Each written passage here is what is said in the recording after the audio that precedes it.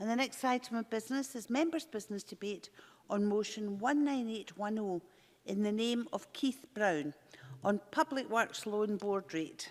And this debate will be concluded without any questions being put. And with those members who wish to speak in the debate, please press the request to speak buttons now. And I call on Keith Brown to open the debate for around 7 minutes, please.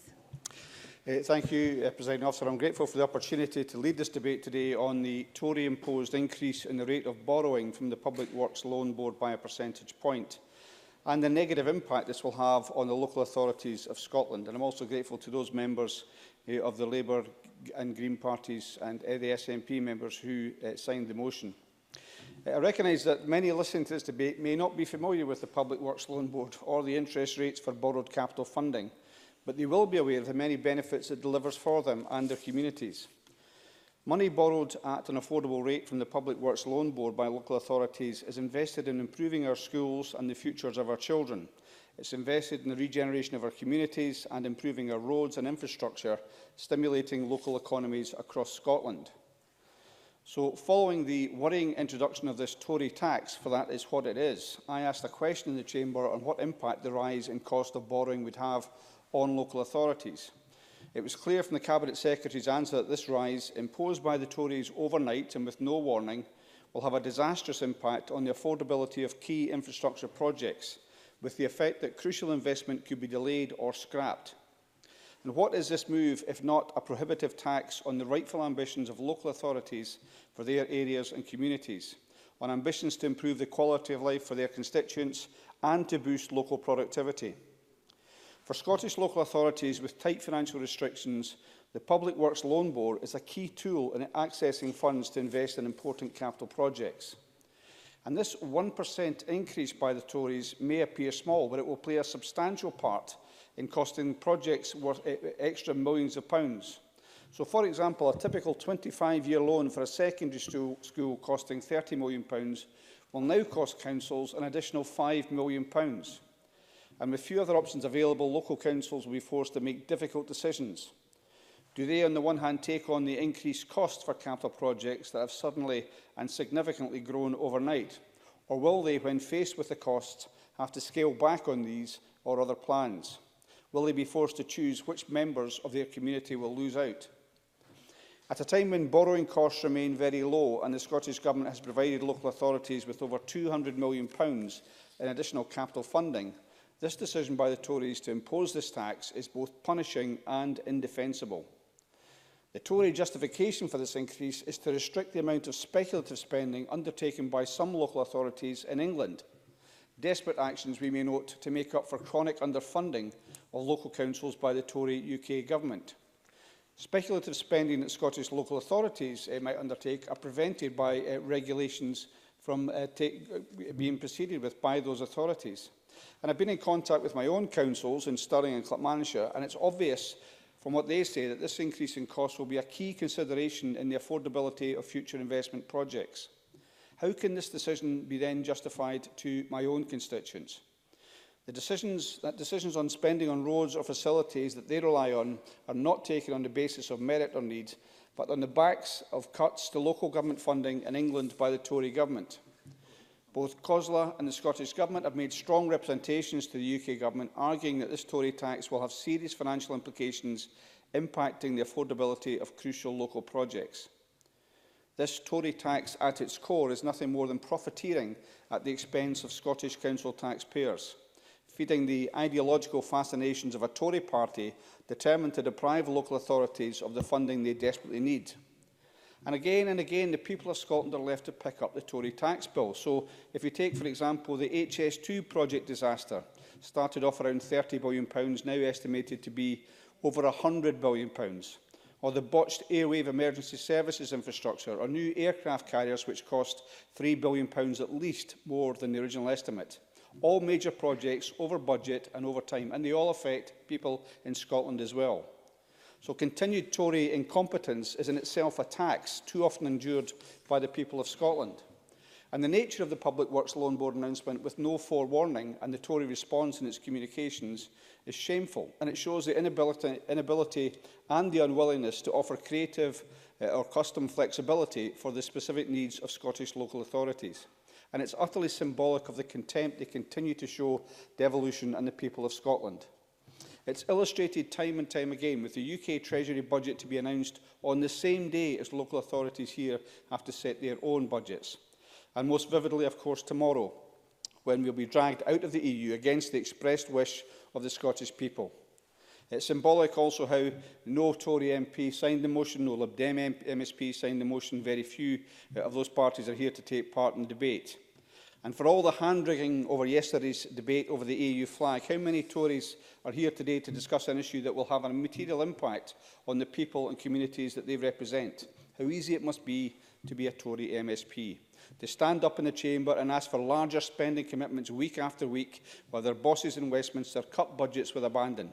To talk the talk of local government and local empowerment while backing wrecking amendments to finance bills, axing crucial support for small businesses and jeopardising local government funding. And to work themselves into a fury over a flag, while their Prime Minister embarrassingly sought to crowdfund for Big Ben to bong this Friday night.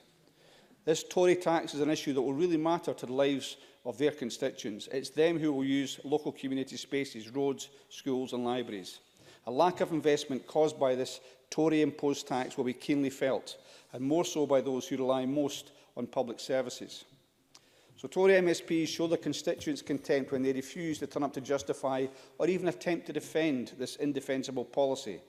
The UK Government has, as usual, neglected to consider the needs of the people of Scotland. And when their attention is drawn to this fact, they've predictably chosen to double down. Our communities and the people that live in them deserve this investment, and fundamental decisions like this will impact millions of people across Scotland. And they should not be made on a whim by uncaring Tory politicians in Westminster, far removed from the consequences of their actions. Frustratingly, this is a UK Government matter which is outside the control of this Parliament, even though it impacts on every local council in Scotland. So it falls to the Union, if it has any meaningful purpose or any interest in its own self-preservation, to show the necessary flexibility for Scottish councils. The Tories must, without delay, either reverse this punitive tax or create the conditions so that Scottish councils may access the funding they need to deliver for the people they serve. To refuse to do so, or even to refuse to consider to do so, only further strengthens the argument that grows more persuasive by the day, that there exists no other option than this Scottish Parliament holding full powers over its own affairs, and that Scotland must become an independent and equal country to make the necessary changes so that we may better empower and deliver a more positive future for the people we represent. Thank you. Move on to the open debate. Speeches of 4 minutes, please. And I call Alexander Stewart to be followed by Stuart Stevenson. Thank you, Deputy Presiding Officer, for the opportunity this afternoon to contribute to Keith Brown's member business debate. The Public Works Loan Board is one of the main sources for local government borrowing. The purpose is allowed for councils to access finances at a relatively low rate in order for funding infrastructure projects. While this is an overall cap in the amount of local government able to access, it has been increased by £10 billion in October 2019 from 85 to 95 billion. The Public Loans Board does not ask councils for what the money will specifically be used for, neither does it undertake due diligence or business case such as ensuring that it is prudent. And loans can last up to 50 years. Deputy Presiding Officer, so regardless of individual councils' credit rating, all that's needed is a reference number and requirements for the loan board to supply the funds. As a result of this, councils have borrowed in huge sums to invest in commercial property at the Public Loan Board's low interest rates have been given to them, and that gives them an advantage over potential competitors in the private sector. While the Prudential Code, which covers guidance of local authorities, prohibits borrowing for the sole purpose of making a profit, in practice it has been up to councils to decide whether they wish to do, and that being correct. It has been questioned because many believe that the full scrutiny and governance may still be required. Holding them to account is left to the electorate. many of whom are unlikely to be informed or understand the consequences of the authorities and can withhold, and councils do withhold, details under the auspices of commercial confidentiality. Therefore, the UK Government took a view on this and felt that a view was required. In addition to the fact that many councils in Scotland have vastly depleted funds, and we know that that has been talked about through budget cuts across the whole of the sector, and COSLA and many others have made very strong representation on that fact, it has been decided that there would be a 1% increase. The intention was to put a limit on the amount of councils are borrowing. As some of the borrowing was commercially and in sense uncovering that whole commercial sector, but many of it was for refinancing a debt profiles that many will have. I'd like to continue. The consequences of this can be that they are struggling to repay the debt that they have taken on board. And indeed, HMS Treasury recognised that the consequences of this may well have an impact on infrastructure being achieved. Deputy Presiding Officer, it is very important to note that at this stage also that the 1% increase will only take the rate back to the levels that they were available in 2018. The Chartered Institute of Public Finance Accounts Associate Director Andrew Burns himself, a former finance director, said that there had been an overreaction to this. In November, he moved to indicate that the increase, the cost of borrowing by 1% was unsurprising, given the widespread expectation that government was close to having used up most of its borrowing headroom. Analysing from the 32 local authorities we have here in Scotland, it showed that £11.5 billion of these monies being owed to banks or in the organisations set up for the Treasury. A typical council will be spending the equivalent of 42% of its council tax money servicing these debts. Clackmannanshire, Dundee, Edinburgh, Glasgow, Highland, Inverclyde, South Lanarkshire and West of Bartonshire councils will spend at least half of their council tax revenues serving these debts. So in conclusion, Deputy Presiding Officer, I recognise that the increase may be perceived as adding pressure onto Scotland's local authority finance, but councils will still have the opportunity to borrow funds which will secure investment for projects that will benefit the quality of life of communities and constituencies across Scotland. Thank you. Stuart Stevenson, followed by Alec Rowley. Thank you, Presiding Officer, and thank you to Keith Brown for giving us the opportunity to debate this important subject. Before moving to the central thrust of what I want to say, I want to just respond to a few things that Alexander Stewart said. He's saying that we want to put a limit on what councils borrow. Well, why not do that? Why not change the rules as to what they can borrow rather than put the costs up? He also says that councils are struggling to service debt. Well, I'm sure it will help them to service debts to increase the interest rate by 56%. 56% the increase. And under the prudential borrowing rules that councils work within, that means they will have to reduce the number of projects that they fund by this mechanism by 1/3, so that they only pay the same interest that they're currently paying. So the effect on this small change in terms of what interest might be paid each year is fundamental to the way in which councils are able to renew public infrastructure. Because let's look at this. It's the Public Works Loan Board. This money is for public works. And it's simply unacceptable that in hard times, the UK government is making it fundamentally more difficult for councils in Scotland, and indeed across the UK, to do what their local communities require. Many councils, including my own, rely on the PWLB. Last year, we borrowed 819 million, so the increased rate is going to have an impact. You can work it out for yourself. Fife wanted a new campus for Woodhill High, St Columba's and Fife College. Clackmannanshire and Dunblane needed funding to increase affordable housing and improve their schools. Aberdeen budgeted £481 million to be spent over 5 years on capital projects, in which £293 million were to be borrowed. All of these plans may now be delayed or halted altogether. That's the real on-the-ground effect. Alexander Stewart said councils are suffering. How does that help them and the communities that they serve?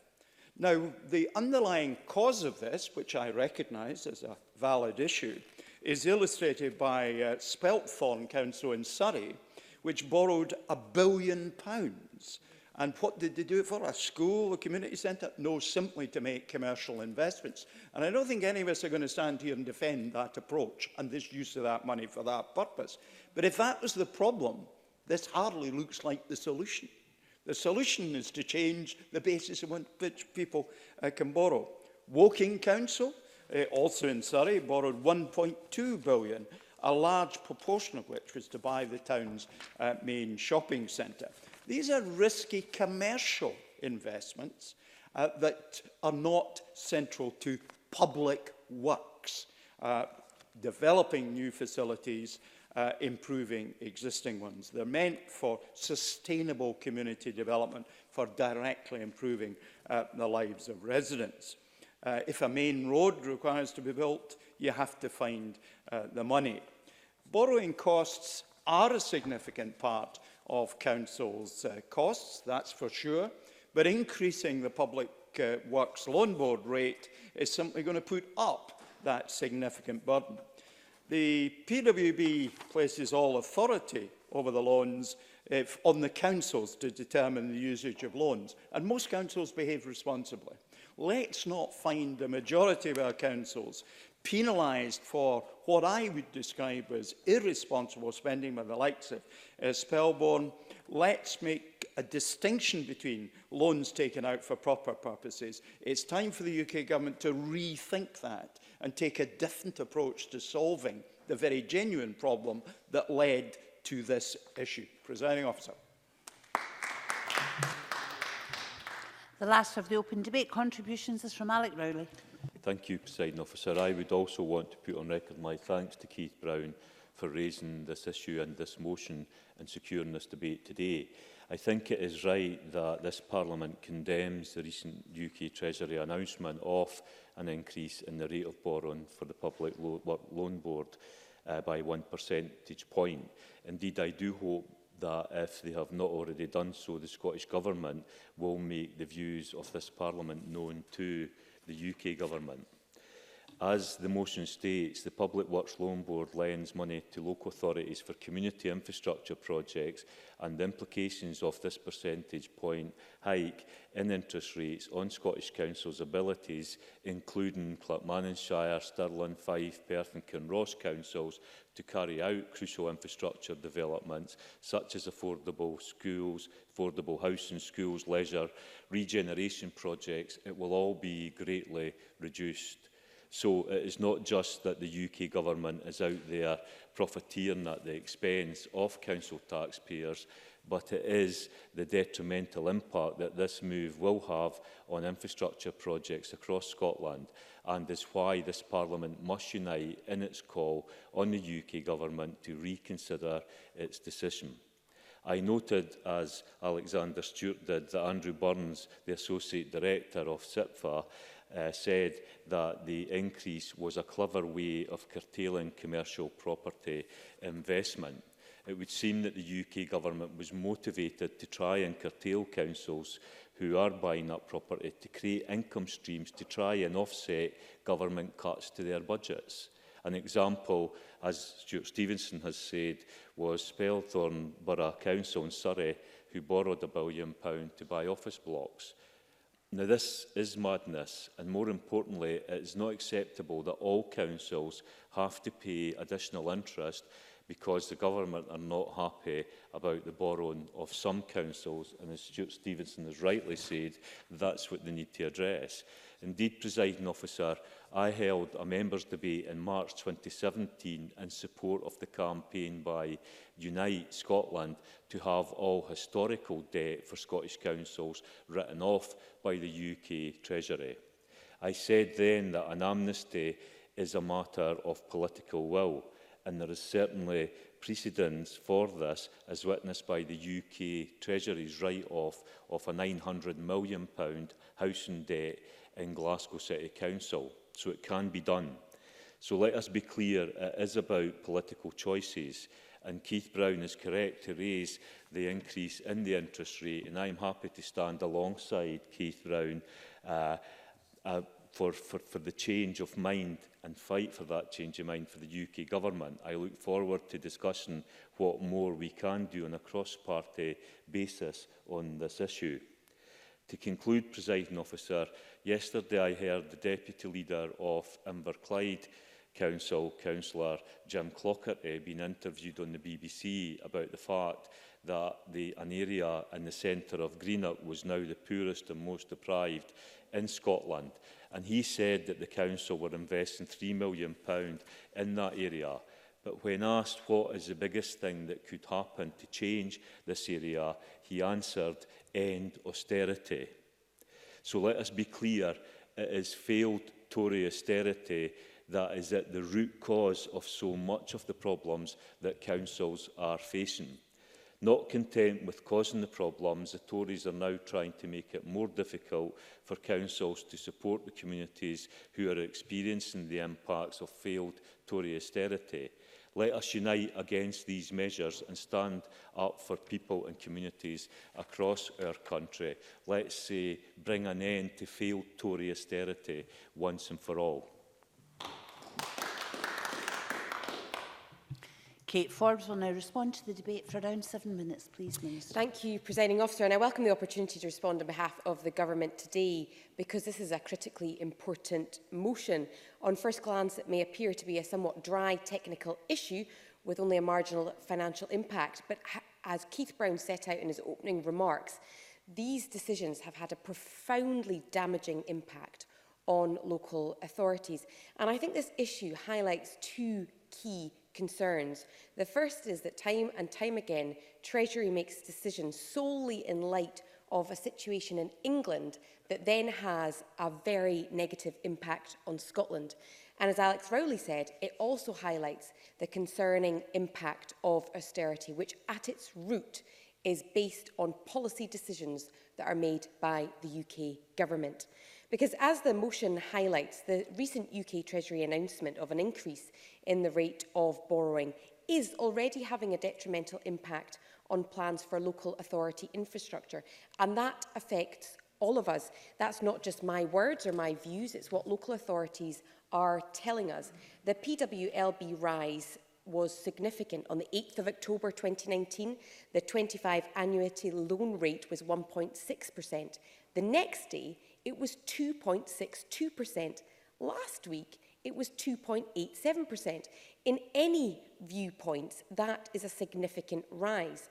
To put that in context, for a £10 million loan, the extra interest is about £1.3 million over the life of the loan. If you scale that up to the multi-million-pound projects that our local authorities undertake, and the increase in the cost of borrowing is clearly evident. Now, Alex Rowley asked me to make sure that I made the views of this Parliament known to the Treasury, and that's something I've already done and will happily do again, because in response to the PWLB rate rise last October, I wrote as a matter of urgency to the UK Treasury to express my concern, and I know that some local authorities have done likewise. Now, my letter set out that the capital investment plans of local authorities will have been based, quite understandably, on the prevailing interest rates, and this increase will affect the affordability of those plans and may lead to local authority investment plans being scaled back or delayed. In real terms, those are plans for infrastructure projects, for transport projects, for schools and for other community infrastructure. Now, I'm sure that members across the chamber will agree with me that such a move to scale back or delay investment plans will have a detrimental impact on the ambitions of our local authorities and the aspirations of our communities. Those ambitions improve the outcomes for the day-to-day lives of the communities that we and local authorities serve across the spectrum of critical services they deliver, including housing, education, social care, transport and tackling the climate emergency. Now, if you couple that with the negative economic impact of scaling back investment plans, you can see how that has a knock-on impact on the economy, particularly at a time of continuing budget cuts from the UK government. Now, I'm sorely disappointed with the response I received to my 2 letters, because the UK Treasury confirmed that these decisions have been taken in light of the situation in England without an understanding of the knock-on impact on Scotland, and they refused to change their position. The UK Treasury advised that the increase only restored the rates to those available in 2018, which is something that Alexander Stewart mentioned, and local authorities made significant and valuable capital investments at those rates in 2018. But that response singularly fails to recognise that lower rates mean more capital investment is possible as the revenue consequences of borrowing are less. Now, I fully support the proposition that the UK government is profiteering. I don't fully support that it's profiteering at the expense of council taxpayers, but it does fail to understand the impact. In my letter, I suggested to the Treasury that one of the reasons for the increase in the PWLB rates was the significant increased borrowing by English councils to fund commercial investment for financial return rather than to invest in to deliver services. But whilst acknowledging that different rules in Scotland regarding such investment apply, I was advised that the increase applied to Scotland as the significant amounts of lending they saw over last summer also came from local authorities in Scotland. That is a very narrow view of Scottish local authority borrowing, because the annual reports show that Scottish net borrowing over the prior 4 financial years was only £549 million. Further, an OBR report in July last year raised concerns about the expansion of borrowing by English councils on what they termed potentially risky investments. And the report identifies that a single small council in England acquired its £1 billion of PWLB debt over just 3 years. I am not aware of any such borrowing by councils in Scotland. Presiding Officer, stepping back from the technical arguments in terms of this decision, it is clear to see that once again, local authorities in England are responding to the crisis in which they find themselves, a crisis that was confirmed again by COSLA's spokesperson on finance just a few weeks ago to committee, where local authorities in England are cash-strapped and struggling and are in a position of crisis. That is not the case for Scottish local authorities, but I tell you, the decision that's been made by the Treasury without a thought to the impact on Scottish local authorities will certainly make it far more difficult for local authorities in Scotland to invest in the infrastructure that our communities rely on. I am disappointed that despite 2 letters, Treasury has not chosen to revisit this. They have dismissed the legitimate protest I raised on behalf of Scottish local authorities, and they've essentially said to Scottish local authorities, grin and bear it because we don't care. So to conclude, I support the motion in Keith Brown's name. I hope that members across the chamber recognise that the PWLB interest rate rise has made capital investment more difficult for local authorities, and that does affect the affordability of those plans. Ultimately, this decision was made by Treasury. Responsibility lies with Treasury, and I think all members should be united in condemning Treasury. Thank you. Just before I close this debate, I think there may have been something said inadvertently by the Minister. Can I just clarify? It's the views of the Scottish Government that have been made known to the UK Government, and not the views of this Parliament, which hasn't debated this issue. Thank you very much, Minister. That concludes the debate, and this meeting is suspended until 2 o'clock.